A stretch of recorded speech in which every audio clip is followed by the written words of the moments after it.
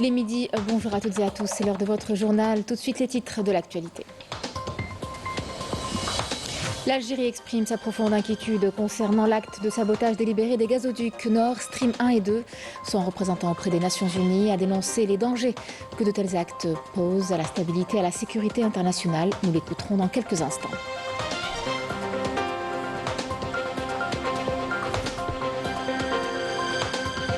Au Maroc, des milliers de femmes subissent des conditions de travail dégradantes dans les champs agricoles pour des salaires bien en dessous de leurs besoins quotidiens.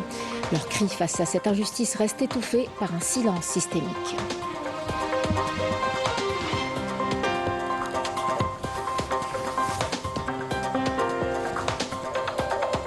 Dans les régions frontalières du sud de l'Algérie, les campagnes de vaccination et l'accès aux médicaments ont permis une baisse considérable des cas de paludisme et de diphtérie. Un projet d'hôpital de 60 lits est en cours pour renforcer les infrastructures de santé locales.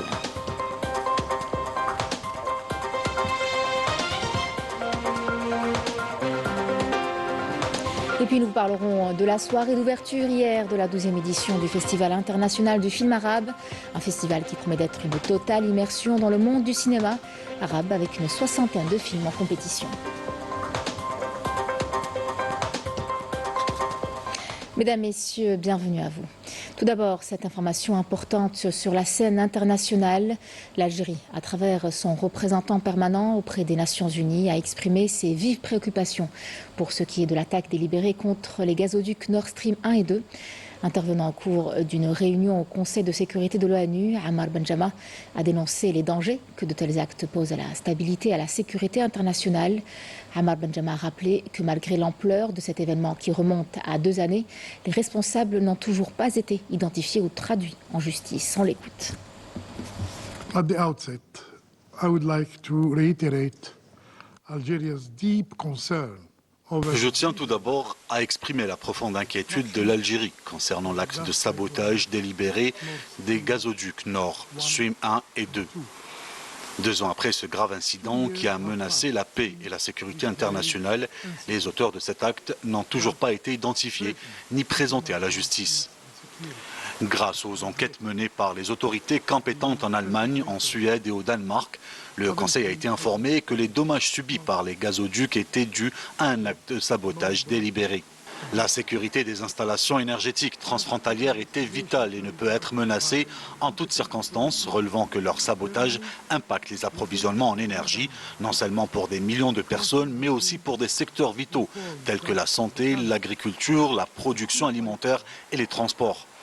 Je réitère le soutien total de l'Algérie aux enquêtes en cours menées par l'Allemagne et à tout effort international à l'avenir, notamment sous l'égide des Nations Unies. Il est important de poursuivre les auteurs de ces actes en justice. L'importance stratégique des infrastructures transfrontalières les expose à des menaces et à des facteurs de vulnérabilité multiples, d'où la nécessité de les protéger en vue de garantir la sécurité de la production, du transport et de la distribution de l'énergie. Le renforcement de la coopération régionale et internationale est essentiel pour assurer la prévention, la protection, la préparation et l'enquête en temps opportun sur les attaques contre les infrastructures énergétiques vitales. It cannot be threatened under any circumstances. L'Algérie ainsi que la Slovénie ont appelé hier à la tenue d'une réunion du Conseil de sécurité des Nations Unies sur la situation humanitaire dans la bande de Gaza. Un appel à cette réunion qui intervient au vu de la situation dangereuse dans l'enclave, compte tenu notamment des derniers développements sur le terrain.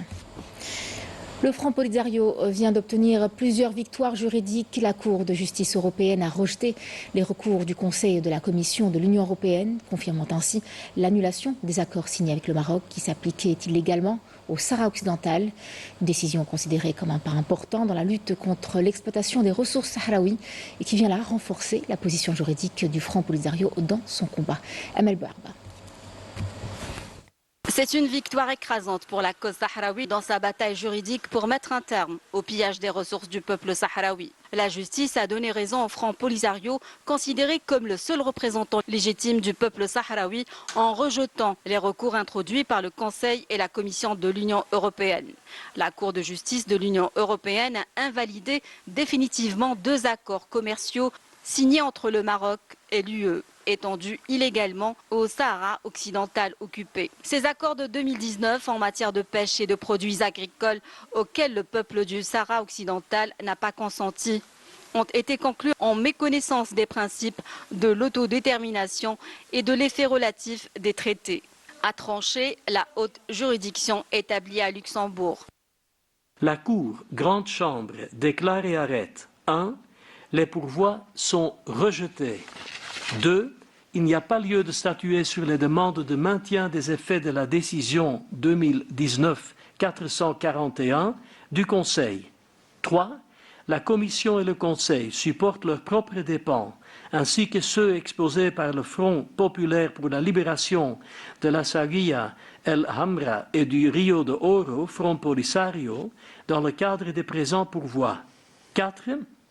Le Royaume de Belgique, la Hongrie, la République portugaise et la République slovaque, ainsi que le Royaume d'Espagne, la République française, la Chambre des pêches maritimes de la Méditerranée, la Chambre des pêches maritimes de l'Atlantique Nord, la Chambre des pêches maritimes de l'Atlantique Centre et la Chambre des pêches maritimes de l'Atlantique Sud supportent leurs propres dépens. Dans une autre décision, la CJE s'est également prononcée sur l'identification et l'étiquetage des melons et des tomates du Sahara occidental. Elle a souligné que cet étiquetage doit indiquer les territoires sahraouis et non le Maroc comme pays d'origine. La Confédération paysanne, un syndicat d'agriculteurs français, avait demandé à l'administration française d'interdire l'importation de melons et de tomates originaires du territoire sahraoui, étiquetés à tort comme provenant du Maroc. Ce sont des décisions historiques du point de vue légal, du point de vue même économique aussi. C'est un coup dur pour l'occupation marocaine qui essaye d'imposer les faits coloniaux marocains au Sahara occidental.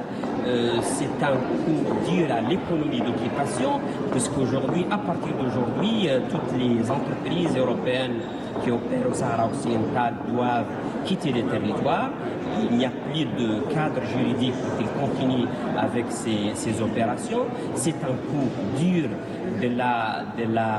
à la politique de colonisation démographique menée par le Maroc depuis quelques années maintenant pour changer la nature démographique du territoire. Et c'est une aussi décision c'est un coup dur aussi aux positions unilatérales qui ont été annoncées par certains pays européens, notamment la France, mais aussi l'Espagne, des positions irresponsables. Aujourd'hui, les juges, se basant sur le droit international, mais aussi le droit européen, ils ont envoyé un message clair au pouvoir politique comme quoi le Sahara occidental et le Maroc sont des territoires distincts, séparés. Le Maroc n'a aucune souveraineté sur le territoire. La Cour a rappelé que le consentement du peuple du Sahara occidental était incontournable et que rien ne pouvait se faire sans lui en territoire occupé. Maintenant, nous appelons les institutions de l'Union européenne, les États membres à respecter les décisions de justice et nous les avertissons que ce n'est qu'un début. C'est-à-dire que s'ils continuent à contourner les décisions de justice, nous retournerons devant la Cour et cette fois en demandant des demandes de compensation. Pour ce qui est de notre travail avec le peuple sahraoui, vous pourrez compter sur la détermination complète des avocats pour continuer leur travail et amplifier jusqu'à détruire totalement l'outil économique qui permet au Maroc de se maintenir en territoire occupé. Ces décisions de justice sans précédent sont une reconnaissance du Front Polisario en tant que seul représentant du peuple sahraoui et interlocuteur privilégié dans le cadre du processus mené sous l'égide des Nations Unies pour l'autodétermination du peuple sahraoui. Des arrêts de la Cour qui sont sans précédent dans l'histoire de la décolonisation. Ils constituent une grande victoire pour le peuple sahraoui et le confortent dans sa lutte pour la liberté et l'indépendance. Un verdict qui marque le triomphe de la légalité internationale sur le fait accompli et porte un coup fatal à l'occupant marocain puisqu'il le prive de leviers économiques et politiques pour maintenir sa présence illégale dans le territoire et poursuivre sa politique illégale de colonisation du territoire par la spoliation des ressources naturelles sahraouies. Un verdict donc de la CJE, suite auquel les réactions ont afflué. Je vous propose d'écouter certaines d'entre elles.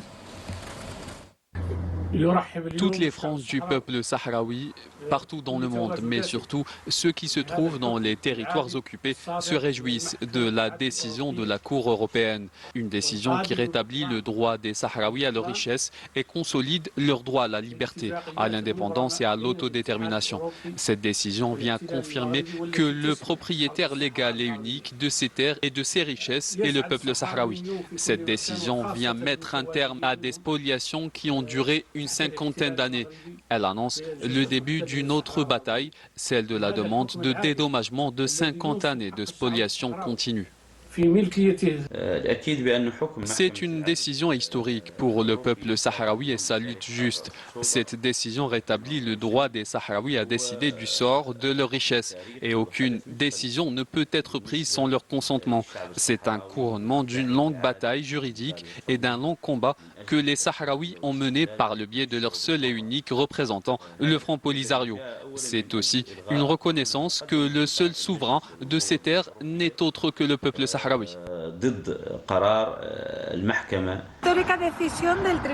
C'est une décision historique. Elle consacre des années de résistance et de lutte acharnée. Je félicite le Front Polisario pour cette bataille politique et juridique. C'est important car cela interpelle la Commission européenne, le gouvernement espagnol et autres membres. Le Sahara occidental a des richesses halieutiques et agricoles. Alors en tant que militants des droits de ce pays, nous partageons la joie des Sahraouis. C'est la première fois qu'une instance européenne prend une telle décision. Notre lutte se poursuivra pour les droits de l'homme et pour faire avancer beaucoup d'autres choses. À la fin, je m'adresse au corps diplomatique sahraoui. Tous nos collègues de Bruxelles, Genève, nous saluons votre rôle clé. L'envoyé spécial du secrétaire général de l'ONU, Staffan de Mistura, s'est rendu dans les camps de réfugiés où il a rencontré le président sahraoui et discuté des perspectives de règlement du conflit. Un déplacement empreint d'espoir qui renforce la volonté des Nations Unies de trouver une solution juste et pacifique pour le peuple sahraoui, appuyé par les efforts de l'Union africaine. Walid Yousfi. Lors de sa visite, l'envoyé spécial du secrétaire général de l'ONU, Staffan de Mistura, s'est rendu dans les camps de réfugiés à Tindouf où il a rencontré le président sahraoui Brahim Ghali. L'occasion pour la partie sahraoui de discuter de l'avancée du processus de règlement de la question sahraoui. La partie sahraoui a réaffirmé son désir et sa disponibilité constante à soutenir les efforts des Nations Unies et de l'Union africaine afin d'aboutir à une solution juste et durable entre la République sahraoui et l'occupant marocain. Dans le cadre du respect total des lois constitutives et de la charte de l'Union africaine, cela démontre notre volonté d'instaurer la paix dans notre région qui fait face à une situation difficile en raison de la poursuite de l'occupation marocaine. Entre associations, syndicats ou autres organisations, les acteurs de la société civile sahraoui ont transmis aux représentants du secrétaire général de l'ONU plusieurs messages ayant tous pour thème principal le droit du peuple sahraoui à l'autodétermination. Nous lui avons transmis notre message qui reflète le point de vue de tous les Sahraouis. Je suis certaine que tous les Sahraouis à travers le monde parleront avec le même temps. Nous avons l'espoir et une forte volonté de décrocher notre indépendance, peu importe le temps que cela prendra. En tant que modérateur impartial, nous lui avons confié la responsabilité de se pencher sur la question des disparitions forcées des Sahraouis, qui constitue une violation flagrante des droits de l'homme, mais aussi d'organiser des visites du Haut-Commissariat des droits de l'homme. Nous avons insisté sur l'importance de libérer tous les détenus politiques. Le message que nous avons adressé à cette délégation de l'ONU porte sur la cause sahraoui, un combat de longue haleine. C'est un dossier qui doit être pris en charge au sein de l'ONU.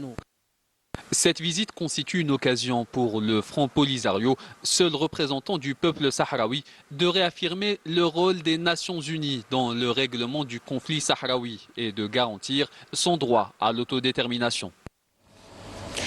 Tournons-nous à présent vers une autre réalité tout aussi préoccupante. Au Maroc, de très nombreuses femmes subissent une exploitation intense dans les champs agricoles.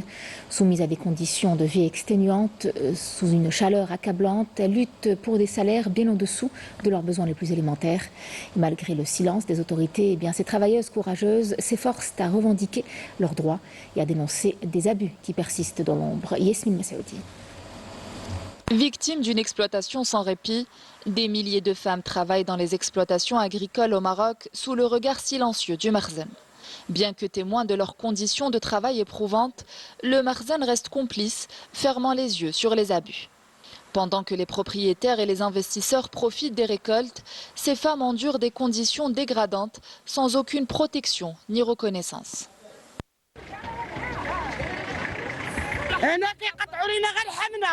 كيعطوه لنا ناكلوا من لحمنا كناكلوا من لحمنا كنخلصوا الكرا ولا تمرت الراجل ما بقاش كتخدم كتخرج للفساد ولا ما تخدمش المراه كتربي ولادها المراه خصها تكون في محلها ماشي تخرج تخدم خارجه مع 4 الصباح مديه ولادها عند المربيه مخليه محلها مخليه كل شيء وكيحقرونا وما كيديوناش نخدموا يديونا عاد صغار قال لنا انت بكم الصداع ما كتخدموش والبنات تيتعرضوا للتحرش بهذا الشيء ديال حيت الدراري ما خدامينش كيردوا فيهم داك العنف والانتقام ديالهم.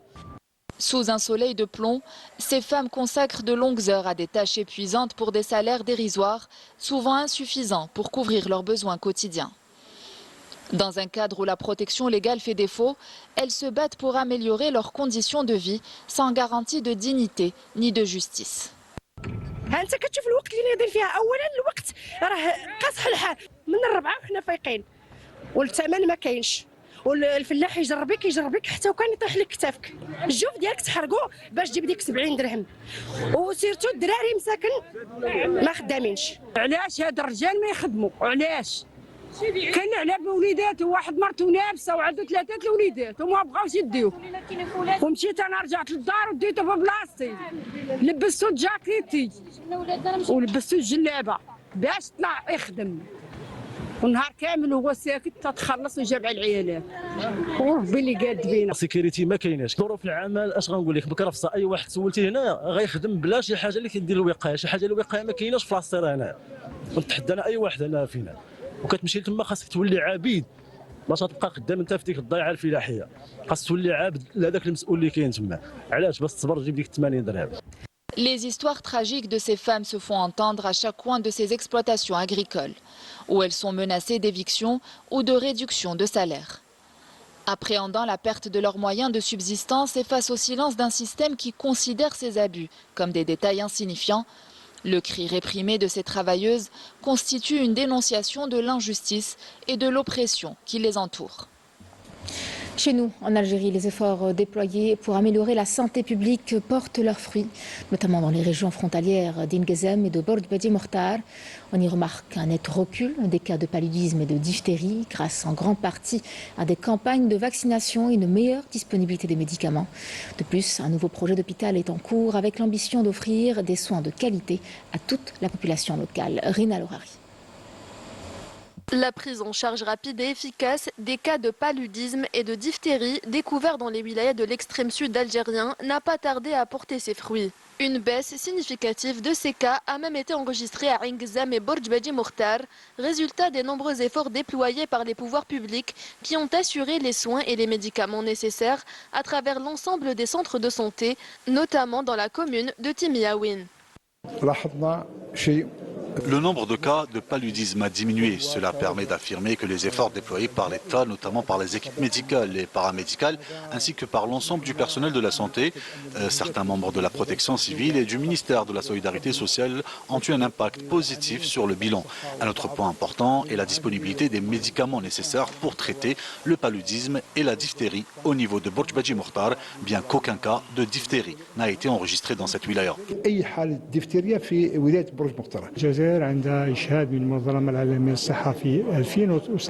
L'Algérie a obtenu en 2019 une certification de l'OMS attestant de l'éradication définitive de paludisme d'origine locale.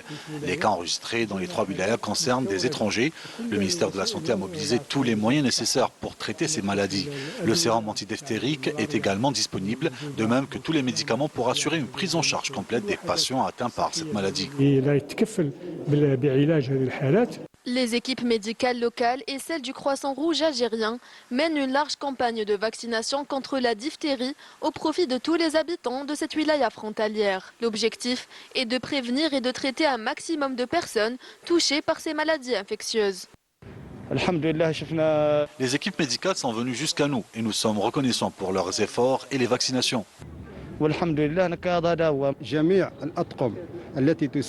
Nous sommes au niveau de la commune frontalière de Timiaouine. Des équipes médicales se sont déplacées auprès des populations nomades où elles ont réalisé des examens médicaux et ont contribué activement à réduire la propagation de cette épidémie.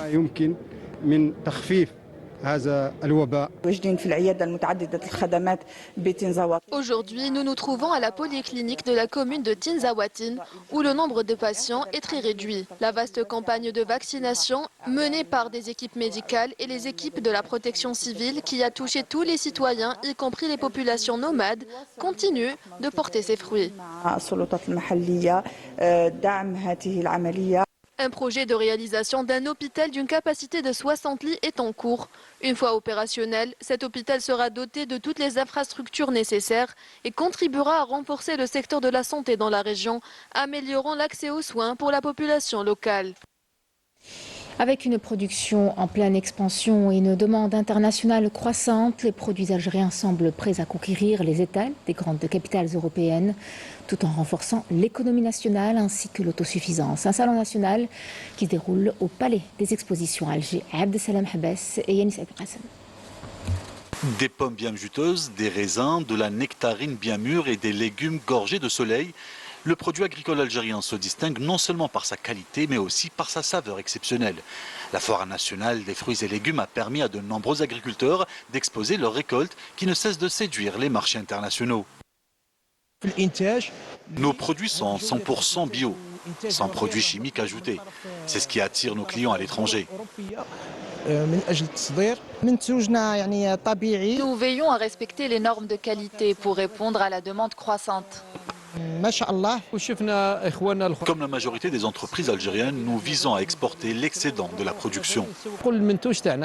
Un produit de qualité obtenu grâce aux efforts des agriculteurs algériens qui ont choisi les semences et les plants avec soin, en plus de l'utilisation de nouvelles techniques pour ce qui est de l'irrigation. Nous visons à améliorer la qualité des produits algériens, et ce en utilisant des produits de premier choix. Il faut s'assurer de la bonne santé des plantules pour obtenir un légume ou un fruit de qualité. Dans les laboratoires, les recherches se multiplient pour développer des variétés adaptées avec le climat de différentes régions du pays.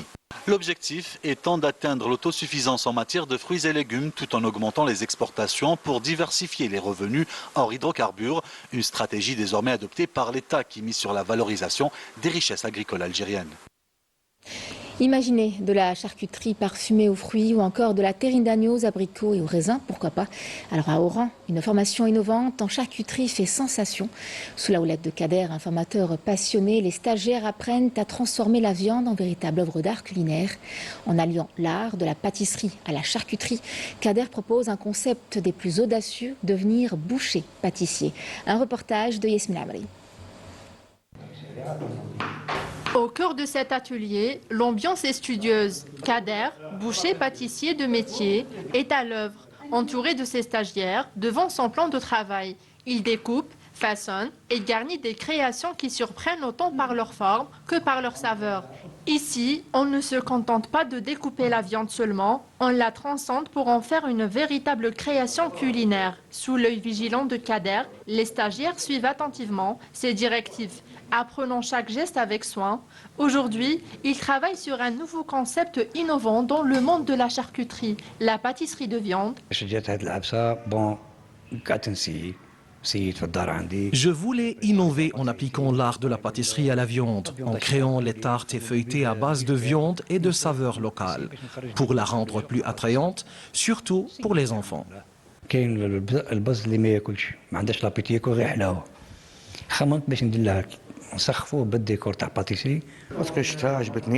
C'est vraiment une formation complète. On apprend à travailler la viande différemment, avec précision, mais aussi à soigner la présentation.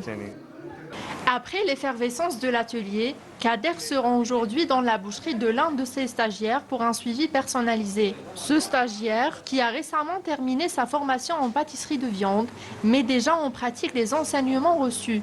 À son arrivée, Kader est accueilli par un étalage de créations charcutières, tartes feuilletées, roulés de viande farcie et autres délices inspirés de leur formation. Ce stage m'a appris à travailler la viande de façon plus créative, en l'associant à d'autres ingrédients avec une précision technique et un aspect artistique que j'apprécie.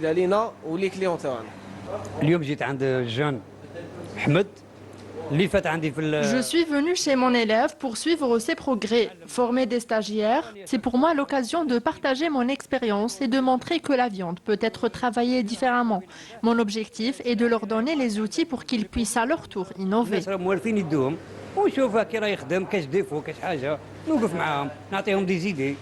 Le concept de boucher-pâtissier de Kader révolutionne la charcuterie en alliant créativité et technicité, formant une nouvelle génération d'artisans capables de transformer la viande en œuvre culinaire et ouvrant la voie à une tendance prometteuse qui pourrait bien devenir incontournable dans les boucheries de demain.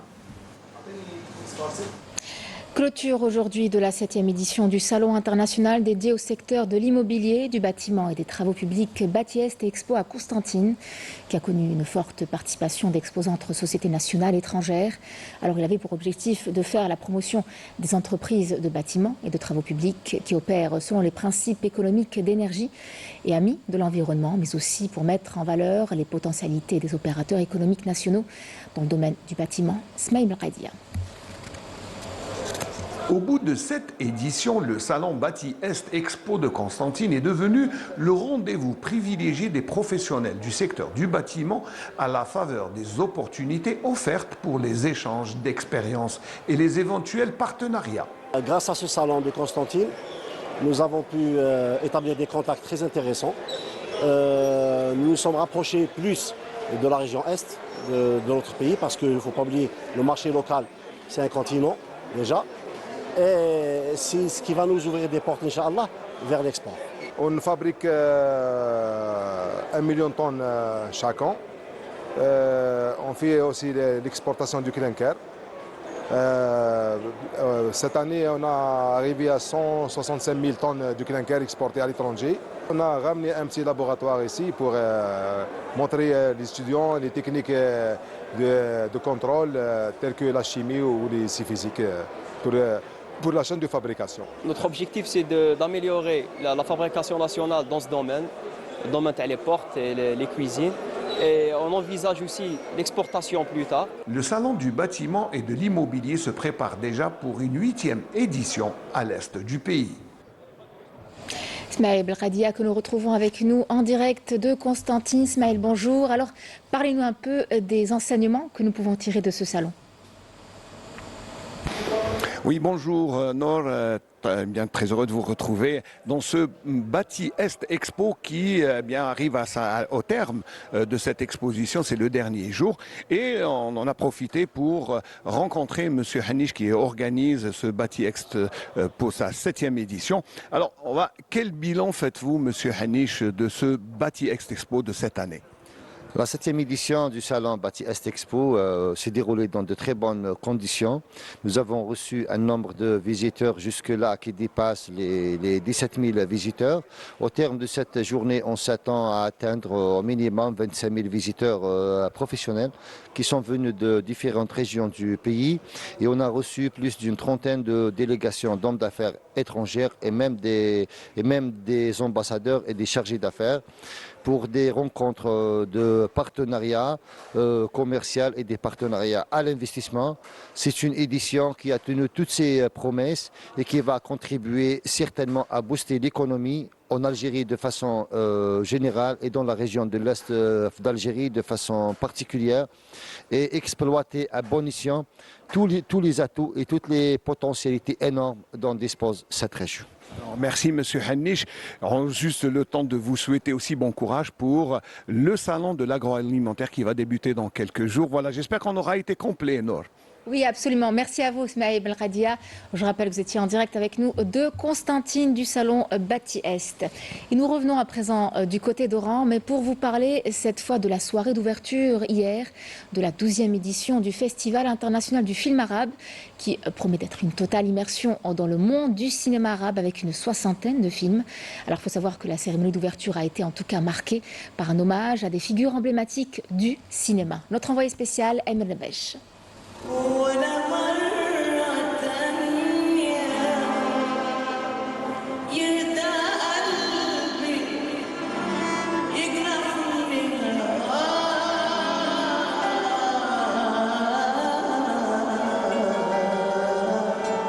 Et c'est parti pour une semaine de découverte de plus d'une quarantaine de films venus de 17 pays arabes pour participer à cette édition du comeback. Après 6 années d'absence, Oran célèbre le 7e art. C'est grandiose. J'ai l'impression d'être à Venise, à Cannes. C'est impressionnant, c'est beau, c'est bien. Je suis très fier pour l'Algérie qu'on puisse avoir un festival aussi important.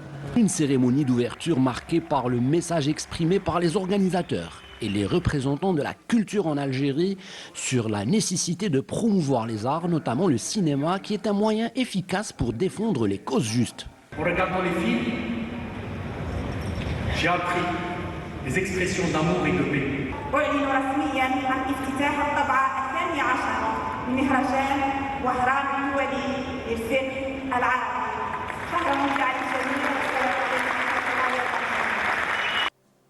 Des hommages et de la reconnaissance envers des cinéastes pour leur engagement et leur parcours exceptionnel. Un hommage a été rendu à Costa Gavras, à Michel Gavras, mais également à Mohamed Lakhdar Hamina et le comédien égyptien Mohamed Hamida. D'abord, c'est un immense honneur de voir que les gens nous acceptent, et c'est formidable de voir. Mais ce qui m'a profondément fait plaisir, c'est que le cinéma algérien commence à renaître. J'ai connu la première naissance dans les années du début, juste après la libération, l'indépendance. Et vous avez fait, le cinéma algérien a fait des œuvres formidables un peu partout, il y a eu des prix partout, etc. Bon, il y a eu une chute, un apaisement, je dirais. Et puis ça a l'air de reprendre. La discussion que j'ai eue avec la ministre m'a donné cette impression. Et que ça reprend. Et ça, c'est formidable. Non, ça me fait très plaisir. Et en plus, ça a l'air d'être très professionnel. Et je pense que l'Algérie a besoin de ce genre de festival. Les projections commenceront ce samedi dans toutes les salles de cinéma de la ville d'Oran. Et l'invitation est adressée à tous les amoureux du 7e art.